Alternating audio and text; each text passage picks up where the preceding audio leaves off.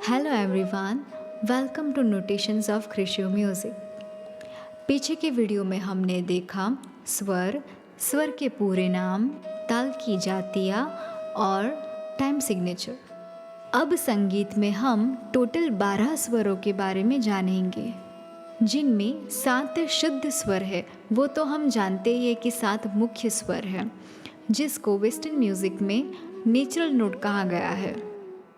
22 श्रुतियों में से मुख्य 7 श्रुतियाँ चुन ली गई, जिन्हें शुद्ध अथवा प्राकृत स्वर कहा गया। जो आप देख रहे हो, सा, रे, ग, म, प, ध, नी, जिनमें सा और प अचल स्वर है। अचल यानी जो अपनी जगह पे कायम रहते हैं, यानी जो अपनी जगह से चढ़ते या उतरते नहीं है। जो स्वर अपनी जगह पर कायम नहीं होते वो चल स्वर कहे गए हैं, जैसे रे, ग, म, ध और नी, ये चल स्वर है। अब हम जानेंगे दूसरे 5 स्वर के बारे में, जो विकृत स्वर कहलाते हैं। विकृत स्वर का मतलब है जो स्वर अपनी शुद्धावस्था से थोड़े ऊपर या थोड़े नीचे चले जाते हैं, वे विकृत स्वर कहलाते हैं। विकृत स्वर में भी 2 प्रकार के स्वर आते हैं, एक है कोमल स्वर और दूसरा है तीव्र स्वर। जो स्वर अपनी शुद्धावस्था से थोड़े नीचे उतरते हैं उसे कोमल स्वर कहते हैं। कोमल स्वर 4 है, जैसे रे कोमल, ग कोमल, ध कोमल और नी कोमल।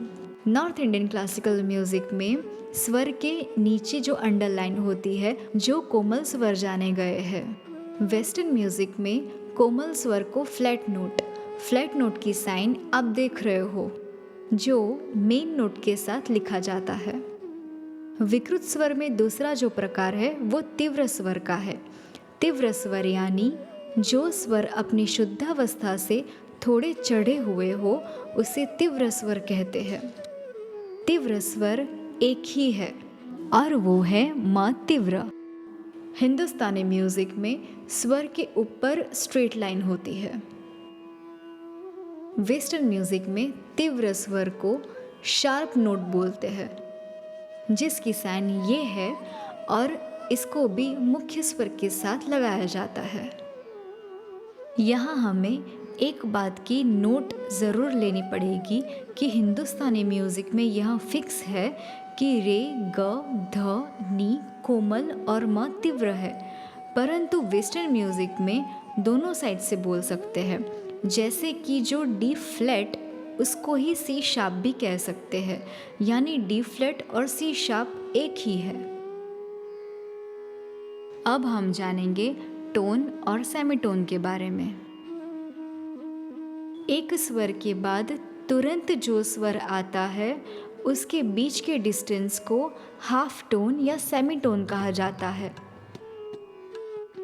जैसे सा से रे कोमल या ग से म तक का डिस्टेंस दोनों ही सेमीटोन कहलाता है।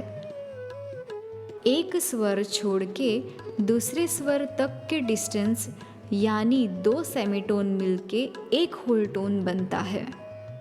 जैसे सा से रे तक का डिस्टेंस या ग से म तीव्र तक का डिस्टेंस होल नोट कहलाता है।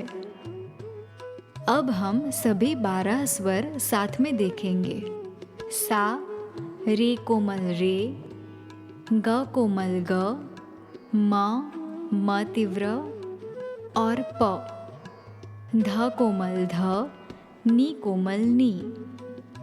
आप यहाँ पे देख रहे होंगे कि ग और म हमेशा साथ में रहते हैं और नी और सा हमेशा साथ में रहते हैं, उनके बीच में कोई भी स्वर नहीं है।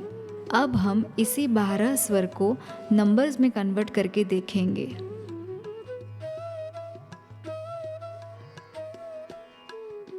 नेक्स्ट वीडियो में हम जानेंगे 3 सप्तक के बारे में और वेस्टर्न नोट्स के बारे में। Thanks for watching, bye.